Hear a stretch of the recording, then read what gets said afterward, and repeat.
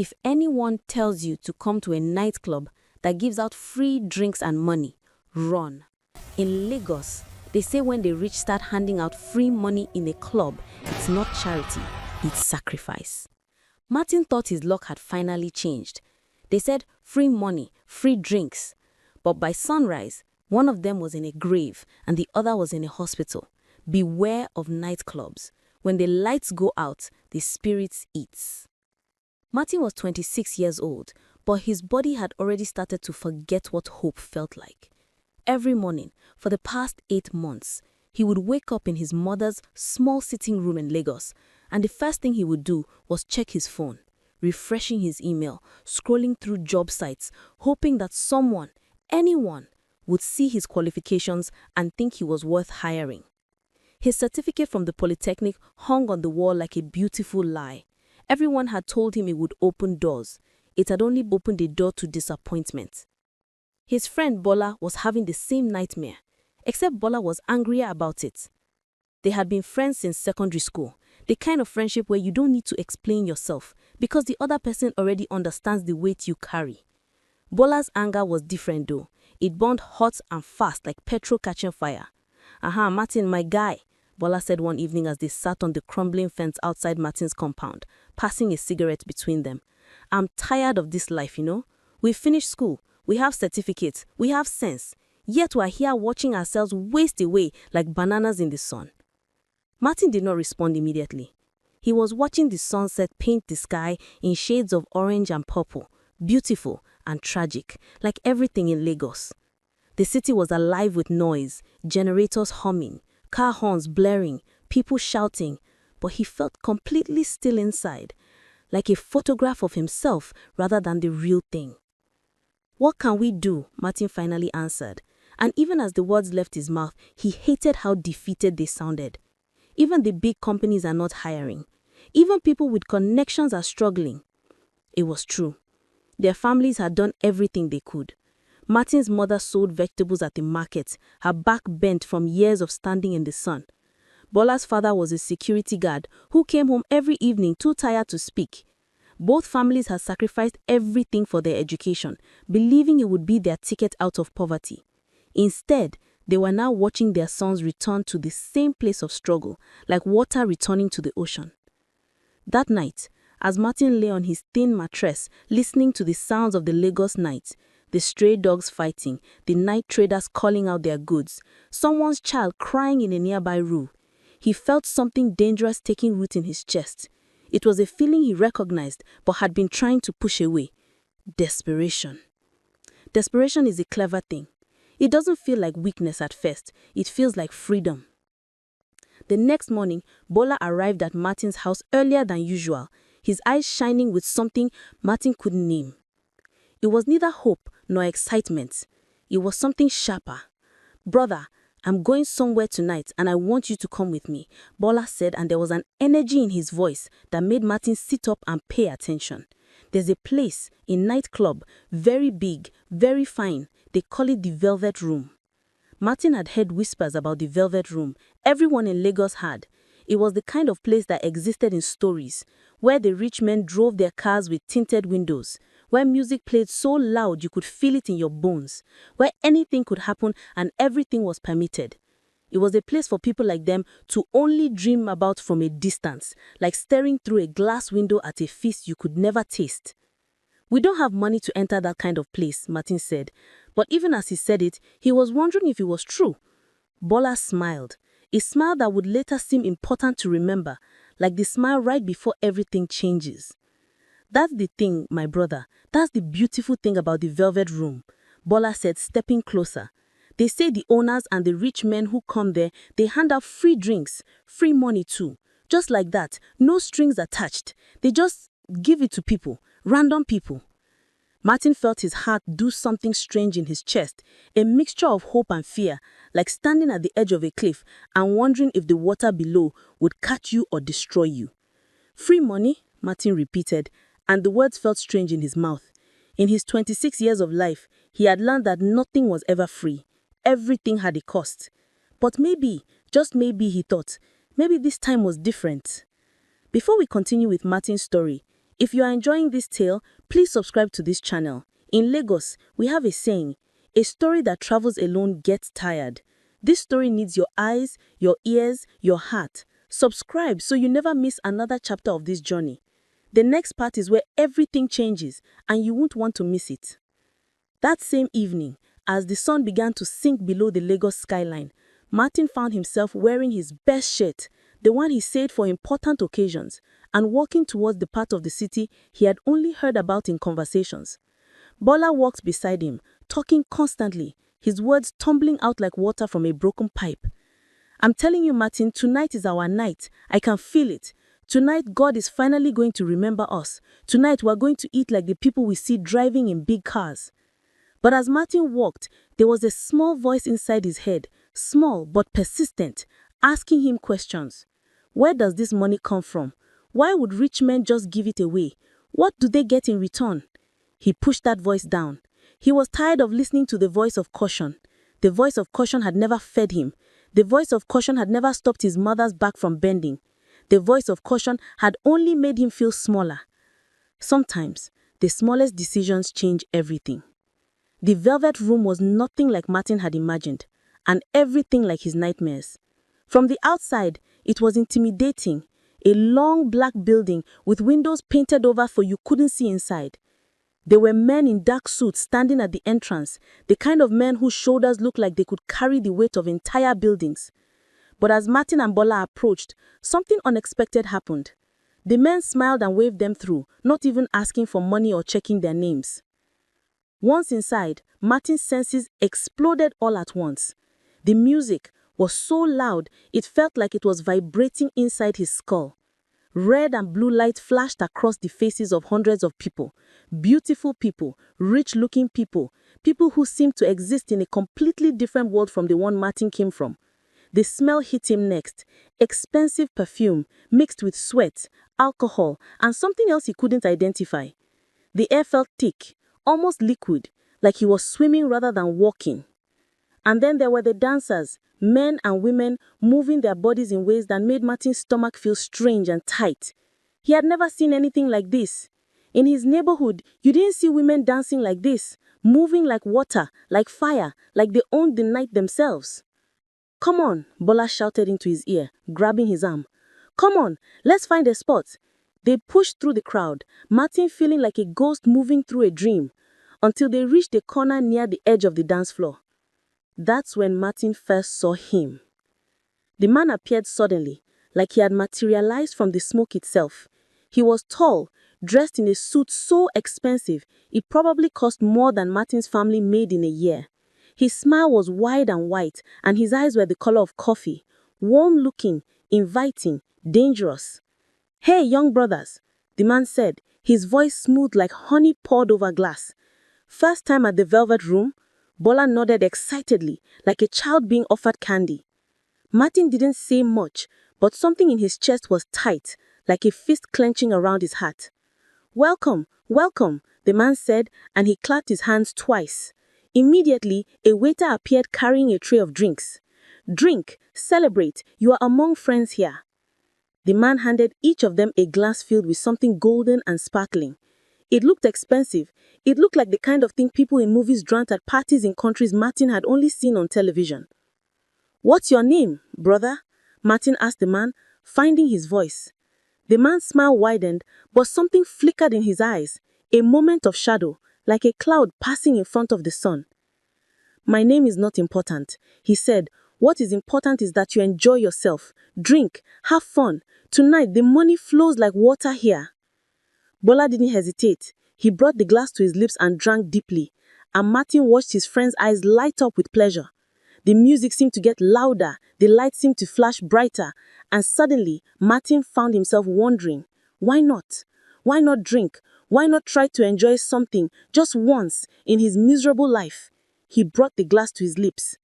The taste was sweet, almost too sweet, like he was hiding something underneath the sugar.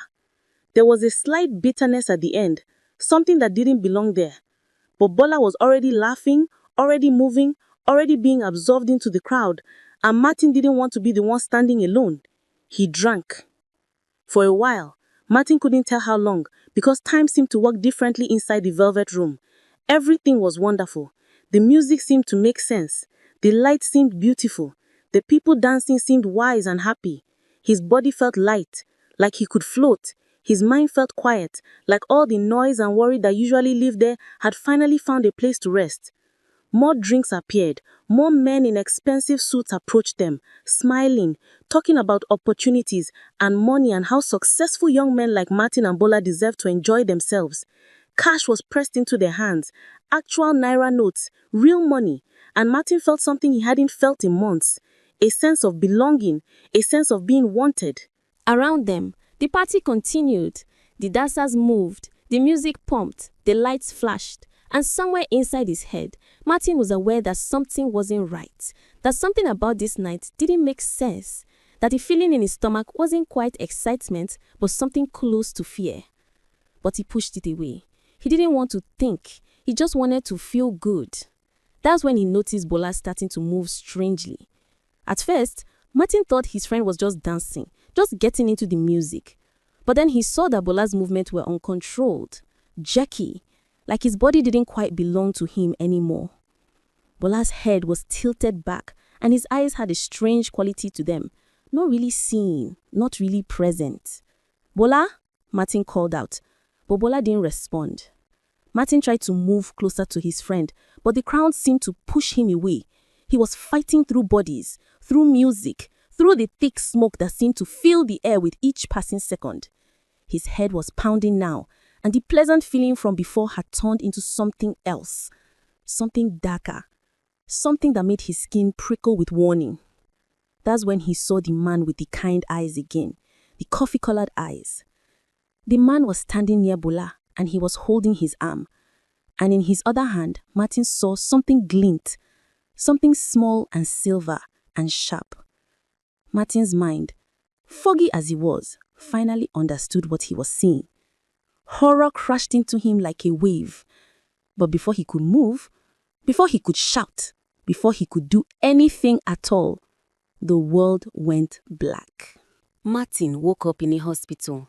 The first thing he became aware of was the smell, that particular smell of hospitals that no amount of cleaning can remove, a smell that speaks of illness and fear and the edge between life and death. The second thing was pain. His head felt like it had been split open and put back together wrong. His mouth tasted like copper and ash. He opened his eyes slowly, and the world came into focus in pieces. White ceiling, white walls, a window with bars on it. For a moment, he thought he was in prison, and that seemed to make a strange kind of sense, given everything that had happened. "He's awake," a voice said, a woman's voice, soft and concerned and familiar. His mother's face appeared above him, and Martin saw something in her eyes that broke his heart. She was looking at him like she was seeing a ghost, like he had come back from somewhere very far away. "Mama," his voice sounded like it belonged to someone else. "Thank God, thank God, thank God," his mother said, and she was crying, her tears falling onto his face. "My son, you have given me a fright that will shorten my life. Do you understand? Do you understand what happened?" Martin tried to sit up, but the world spun dangerously and he fell back onto the pillow. A nurse appeared, a woman with a stern face and efficient hands, and she gently placed a cool cloth on his forehead. "Rest," the nurse said. "Your friend didn't make it." The word took a moment to penetrate his fog-covered mind. When they did, it was like someone had pushed him off a cliff. "What?" he whispered. Martin's mother made a sound like an animal wounded, a sound like a mother whose child has died. She gripped his hand so tightly it hurt. "Bola," she said, her voice breaking. "My son, Bola, they found him in the street, near that nightclub." His heart had stopped. "When they brought you to the hospital, you were barely breathing. You had a mark on your neck, like something had been pierced into your skin." Martin's hand went to his neck automatically. There was a bandage there, and underneath it a dull ache. He touched it gently, and memories began to come back. Not clear, not in order, but fragments. The music, the lights, the sweet-tasting drink, the moment when everything had gone wrong. Over the next 3 days, as Martin lay in the hospital bed and his strength slowly returned, he learned what had happened. A security guard doing his rounds had found Bola collapsed in an alley behind the velvet room. At first, they thought he had overdosed, that he had taken drugs and his body couldn't handle it. But the police investigation that followed revealed something else entirely. When they tested Martin's blood, they found traces of a substance that had been used to make him unconscious. And on his neck, where that tiny mark was, there were puncture wounds, marks that looked like they had been made by a very thin needle. The police began asking questions. They asked Martin over and over, "What did you see? Who approached you? What exactly did you drink?" But Martin couldn't remember. His memories of that night were like trying to hold water in his hands. The more he tried to grasp them, the more they slipped away. He remembered the man with the coffee-colored eyes. He remembered Bola's body moving strangely. He remembered the feeling of wrongness, but the details, the crucial details that might have helped the police, those were gone. What he did know was that Bola was gone. His best friend, the person who had walked beside him through poverty and disappointment, was dead. And Martin was alive, but for what purpose? To live with the guilt? To live knowing that if he hadn't gone to that nightclub, if he hadn't been tempted by the promise of free money and free drinks, Bola would still be breathing? The guilt was heavier than any physical pain. When the police finally questioned him properly, he learned more details that made his blood run cold. They had arrested several people connected to the Velvet Room. The man with the coffee-colored eyes was named Kofi, and he had been arrested on suspicion of involvement in something the newspapers were calling ritual activities. The police officer explaining this to Martin was a woman named Detective Nena, and she had kind eyes but a tired face. She sat down next to his hospital bed and explained carefully like she was talking to a child. The nightclub, Detective Nena said, it wasn't just a place for people to party. The owners, they belonged to a group, a secret group. They believe in things, old things, dark things. They use what they collect from intoxicated visitors for their ceremonies. "What do you mean, collect?" Martin asked, but part of him already knew. "Blood," Detective Nena said simply. "They take blood. Your friend's body showed signs that they had taken a large quantity. His heart, already weakened by whatever they had put in his drink, couldn't handle it." Martin felt the room tilt. He remembered being on the edge of the dance floor. He remembered Bola's body going rigid. He remembered the man with the coffee-colored eyes standing nearby with something that glinted in the light. That something had been a needle. That something had been draining the life out of his best friend. And Martin was too intoxicated, too trapped in his own desperate need for an escape to stop it. When Martin was released from the hospital 2 weeks later, he was a different person. His mother brought him home, and he went back to sleeping in the sitting room, back to the same small space where his story had begun, but everything felt different now. The walls that seemed cramped before now felt suffocating. The sounds of the neighborhood that had once been comforting now sounded like they were mocking him. In the mornings, he would wake up and the first thing he would think was, "Bola is dead because of me, because I wanted money, because I wanted to escape, because I was weak." He stopped looking for jobs. What was the point? He might not have held the needle, but he had walked into that nightclub willingly. He had drunk the drink. He had distracted Bola with his presence instead of stopping him from making the same mistake. He was as guilty as the men they had arrested. His mother tried to talk to him. She would place food in front of him that he wouldn't eat. She would sit beside him and try to start conversations that he couldn't finish. He could see the worry eating her alive, making her age faster than time should allow, but he couldn't make himself care. Self-pity had wrapped around him like a chain, and he had no strength to break it. 3 months after Bola's death, Martin was sitting outside the compound one evening when Bola's mother came to see him. Mama Bola was a small woman, worn down by life and now broken by tragedy in a way that didn't seem repairable. She sat down next to Martin without being invited, and for a long time she said nothing. They just sat in silence as the sun set. Finally, she spoke. "They told me you survived," she said quietly. "They told me you were there when my son took his last breath, even if you didn't know it at the time. I wanted to hate you for that. I wanted to blame you." Martin couldn't look at her. He felt tears starting to come, but he held them back. He didn't deserve tears. He didn't deserve sadness. He deserved punishment. But my son loved you, Mama Bola continued, and her voice cracked. He talked about you constantly, about how you were his brother, about how you two would make it out of poverty together. He chose to go to that nightclub that night, Martin. You didn't force him. We don't get to decide what happens to other people. We only get to decide what we do with our own lives. She reached over and took his hand. Her hand was small and rough from years of work, and her grip was surprisingly strong. My son is gone, and that is a pain that will never leave me. But adding more sorrow to this world, more waste, that's not honoring his memory. If you perish sitting here in your pity, then 2 young men will have been lost, and for nothing. She stood up to leave, moving slowly like her bones hot. She said, "Your friend deserves better. He deserves for you to live, really live, not just exist like a ghost in your mother's sitting room. Live, Martin. If you won't do it for yourself, do it for him." After Mama Bola left, Martin sat in the darkness for a long time, and something began to shift inside him. Not quickly, not completely, but like the first movement of a plant pushing through soil towards the sun. The change didn't happen all at once. It happened in small steps, like climbing stairs in the dark, feeling for each step before putting your weight on it. First, Martin started eating. His mother noticed and her face showed relief so complete it broke Martin's heart. He was killing her with his despair, and he was finally understanding that. Then he started to go outside during the day. He would sit outside the compound and watch people pass, going to work, going to school, going about their lives, and he would feel something like envy, but also something like understanding.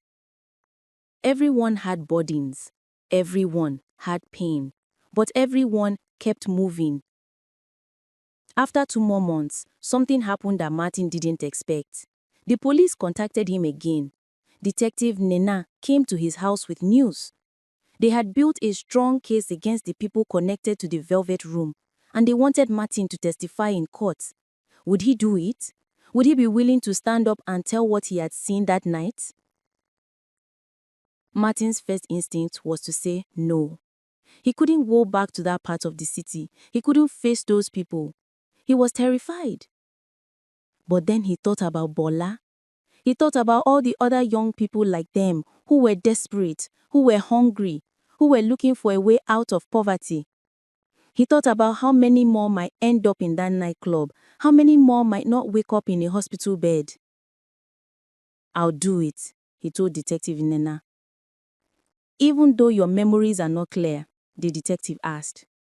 "Even though," Martin said, "because what I do remember is real, and Bola's death is real, and that has to mean something." Preparing for court was difficult. Martin had to meet with lawyers and go over his testimony again and again. He had to describe that night in detail, and each time he did, he was transported back there. Back to the music and the lights and the feeling of something being terribly wrong. But each time, it got a little easier. Each time, he felt a little stronger. Because he was doing something. He was fighting back against the darkness. In the courtroom, Martin stood before everyone and told his story. He described the man with the coffee-colored eyes. He described the sweet-tasting drinks. He described watching his best friend's body begin to fail while he was too intoxicated to help. He described the needle mark on his own neck when he woke up. His voice shook, his hands shook, but he got through it. The prosecution had other evidence, medical evidence, testimonies from other survivors, records from inside the Velvet Room. When all the pieces came together, the picture was undeniable. The nightclub was not just a place for people to party. It was a hunting ground for a group of people who believed in rituals and were willing to hurt others to practice them. Kofi, the man with the coffee-colored eyes, was convicted along with 7 other people. They received long prison sentences. When the verdict came down, Martin felt something he didn't expect to feel. Not joy, but a kind of peace. Not happiness, but a sense that something had been corrected. that justice had been served and that Bola's death had not been in vain. That night, Martin sat with his mother and she held his hand like she used to do when he was young. "I'm proud of you," she said simply. "I'm proud of my son." And for the first time since that terrible night, Martin cried. Not tears of despair, but tears of release, like rain washing something clean. 2 years later, Martin stood in the small office of a community organization called Second Chances, and he was training new volunteers. His official title was Youth Outreach Coordinator, and the work he did was simple but important. He met with young people in the poorer parts of Lagos, people like he used to be, people who were desperate and hungry and looking for a way out of poverty. He listened to their stories, he understood their pain, and most importantly, he showed them a different way forward. The organization started when a woman named Rita, a social worker who had been involved in his case, approached him with an idea. She had seen the transformation in him. She had seen how the broken young man in the hospital bed had become someone who could help others. She asked him if he would consider using his experience to keep other young people from making the same mistakes. At first, Martin said no. He didn't think he had anything to offer. But Rita was persistent, and eventually, Martin had agreed just to try. Just one session, just one group of young people. That first session, he was terrified. His hands shook as he stood in front of a room full of teenagers and young adults, all of them looking at him with curious eyes. He had prepared a speech, practiced the words, but when he opened his mouth, what came out was not a speech at all. It was his story, all of it. The desperation, the temptation, the terrible night, the guilt, the grief, the slow climb back to something that resembled life. When he finished, there was silence. Then one young man, a boy who couldn't have been more than 18, raised his hand. "So you're saying that the easy way, the quick way, that's never the real way," the boy said slowly. Martin thought about this. He thought about the money he had received that night at the Velvet Room. He thought about how good it had felt for those few hours before everything collapsed. He thought about all the money in the world not being worth a single moment with his best friend. "Yes," Martin said. "I'm saying that the real way is harder. It takes longer. It doesn't feel like luck or magic, but it's the only way that doesn't cost you your life." Word spread. Young people started to come to listen to Martin speak. More organizations reached out. Other survivors of dangerous situations began joining the program. Martin found himself working with people who had experienced trafficking, exploitation, and abuse. He found himself helping people who were exactly where he had been, at the bottom of a well, looking up at a small circle of sky, wondering if they would ever climb out again. One day, 2 years into his work at Second Chances, a young woman came to one of his sessions. Her name was Neka, and she was quiet and cautious, like someone who had learned not to trust easily.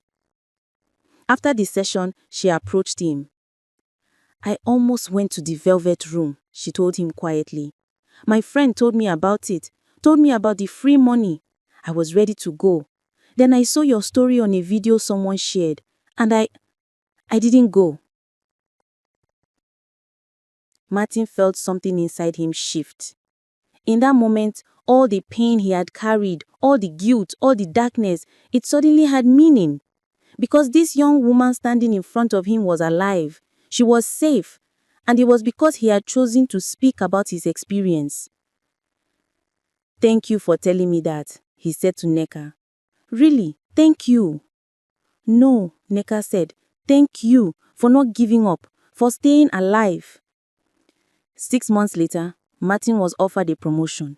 The organization wanted him to develop an entire program around predatory nightclubs and how to recognize danger. They wanted him to travel to schools and community centers across Lagos and beyond, telling his story, warning young people about the tactics used by those who wanted to exploit them. On the day he started this new position, Martin visited Bola's grave for the first time in a long while. He brought flowers, bright yellow flowers that reminded him of happiness and possibility. "I'm doing it, brother," he said quietly, standing at the grave. "I'm living, not just for me, for you too. And I'm going to make sure that what happened to you doesn't happen to anyone else if I can help it." As Martin stood there in the afternoon sun, he thought about the boy he had been 2 years ago, desperate, hungry, so ready to believe in easy answers that he had been willing to ignore all the warning signs. He didn't blame that boy. He understood him. He pitied him. But he was grateful he was no longer him. Martin had learned that sometimes the greatest power we have is the power to take our pain and transform it into something that helps others. Sometimes the way forward is not through forgetting what happened to us, but through remembering it fully and then choosing to be different because of it. The nightclub world still existed in Lagos. There were probably other secret organizations, other hunters looking for prey. Martin knew he couldn't save everyone, but he could save some. And he could look every young person who listened to his story in the eye and say truthfully, "I survived, I changed." And so can you. Dear listener, dear watcher, if you are in a situation where someone is offering you money, opportunity, or luxury that feels too good to be true, it is. The world is full of predators who know exactly which buttons to push, exactly what words to say to people like us who are struggling. But your life is worth more than any amount of money. When you see the warning signs, that feeling in your stomach that something isn't right, that small voice telling you to be careful, listen to it. That voice is not your enemy. That voice is your friend trying to save your life. If you have reached this point in our story, I ask you to subscribe to this channel. Stories like Martin's need to be heard. They need to be shared. Subscribe so that we can continue to bring you real stories about real struggles that could save someone's life, maybe even your own. The more we share these stories, the fewer young people will fall into these traps. Your subscription is an investment in the safety of our community. Until the next story, stay safe, stay aware.